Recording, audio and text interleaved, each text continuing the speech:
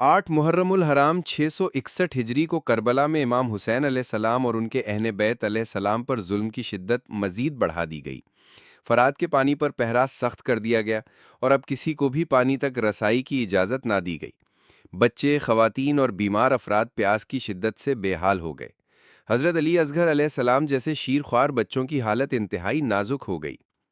یزید کی جانب سے عمر بن سعد کو مزید کمک بھیجی گئی۔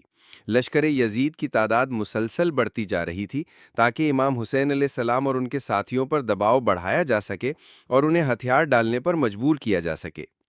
امام حسین علیہ السلام نے اپنے وفادار اصحاب کو جمع کر کے ایک اور مرتبہ صبر، وفا اور غیر متزلزل ایمان کی عظیم مثال دی۔ امام نے فرمایا کہ ہمارا مقصد صرف حق کا قیام ہے اور ہم کسی قیمت پر ظلم کے آگے نہیں جھکیں گے۔ 8 محرم کا دن صبر، وفا اور غیر متزلزل ایمان کی عظیم مثال ہے۔